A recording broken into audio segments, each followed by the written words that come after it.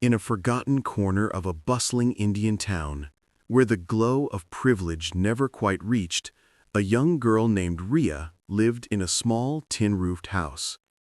The walls were cracked, the floor bare, and the nights always dark. Riya was just 16, yet her eyes carried a light brighter than anything her world could afford. Her family of 5 barely managed to eat twice a day. Her father, a rickshaw puller, often came home drenched in sweat and exhaustion. Her mother washed clothes in nearby houses to earn a few rupees. Still, every night Riya would sit by the single window of their home, holding her torn school books close. She loved to study, to dream, to believe that maybe, just maybe, she could build a life beyond the noise of poverty. But life, as it often does, tested her resolve. One evening, as monsoon clouds swallowed the sky, the small bulb in Riya's home flickered and died. The entire neighborhood went dark. Her father sighed, "Electricity bills due again." Riya's stomach twisted. She had an exam in 2 days, her final chance to win the government scholarship that could pay for her high school education.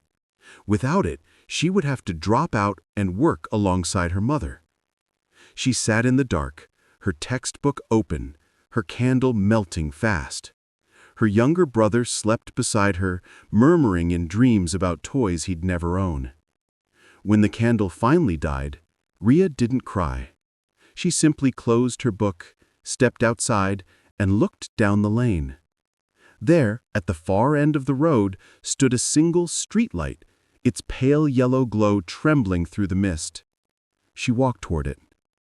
The pavement was wet and cold, but under that streetlight, Riya found something sacred.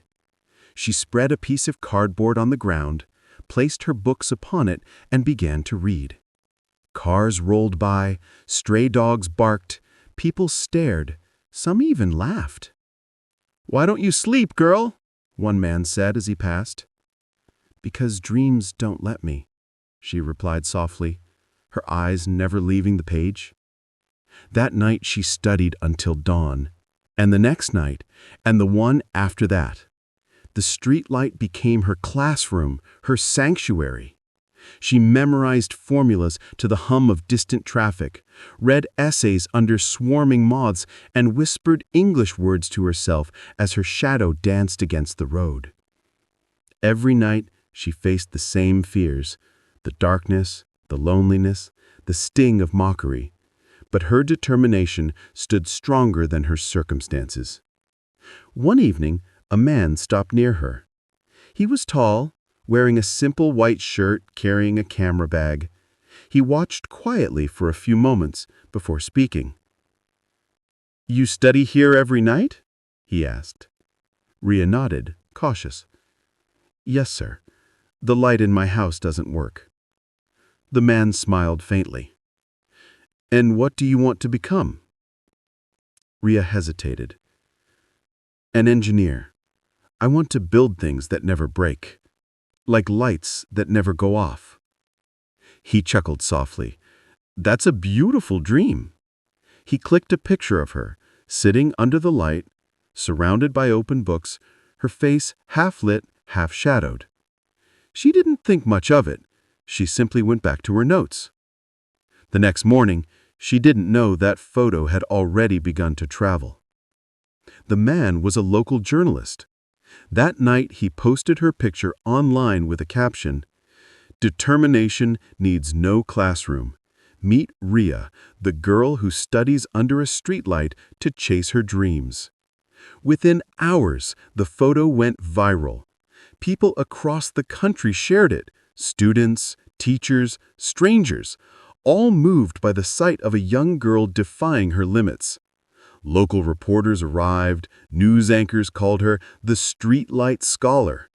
Her school principal came to her home with tears in his eyes and said, "You've inspired more people than you can imagine." But fame didn't distract Riya. She still studied, still walked to that same streetlight each night, because for her, The dream wasn't to be known, it was to become. The morning of the exam arrived. Riya woke before sunrise. Her mother tied her hair neatly and whispered, "Do your best, my child." At the examination hall, her hands trembled. The paper looked impossible. For a moment, doubt crept in, the kind that whispers, "You're not good enough." Then she remembered the cold pavement, the buzzing streetlight, the nights she fought sleep and fear. She smiled, steadied her hand, and began to write. When the results came a week later, her teacher ran to her house shouting, "Riya, you did it!" She had not only passed, she had topped her district. Her father wept openly, his hands trembling as he hugged her. "You have done what I never could," he said. That evening, the streetlight under which she had studied seemed to shine brighter, as if bowing to her victory. Months later, she received a letter, a full scholarship from a prestigious engineering college. But with it came a choice. The college was far away in the city, miles from her family. Her mother said, "We'll miss you." Her father added, "But this is your path. Go, my child. Go where your light takes you." When she boarded the bus, she looked back at her street one last time. The streetlight flickered in the distance, just as it had the first night she sat beneath it. "Thank you," she whispered, as if the light could hear her. Years passed. Riya graduated with honors. She became an engineer working on sustainable energy projects, bringing electricity to rural schools and homes just like hers. But one day, while visiting her old town, she saw that the same streetlight had gone dark, its bulb broken, its post rusting. She stood beneath it for a long moment, memories flooding back. Then she called her team and said, "We're starting here. This is where my light began." Within a week, the entire street was glowing with new solar-powered lamps, strong, unbreakable, and free for all. The neighbors gathered around, children studying beneath the new lights, laughter echoing through the night. And as Riya looked around, she realized the light she once borrowed, she had now returned, multiplied 100 times over. Later, during an interview, a reporter asked her, "Riya, what kept you going through all those nights of struggle?" She paused, thinking. "It was never about success," she said slowly. "It was about refusing to give up. When everything around me was dark, I chose to believe that even one small light was enough." She smiled gently. "Sometimes the world takes away your comfort, so it can show you your strength." Her story became a lesson for millions, not just about education, but about grit, resilience, and the power of quiet persistence. Epilogue: The Streetlight of Hope. Years later, children from her neighborhood would still gather under those same lamps to study. And when they looked up at the plaque fixed to the base of the pole, they'd read her words engraved in shining steel. "No darkness is too deep if your will to rise is stronger than your fear to fall," by Riya. Moral of the story: Riya's journey reminds us that greatness doesn't require perfect conditions. It requires unbreakable spirit. While others wait for light to arrive, some souls, like her, create their own.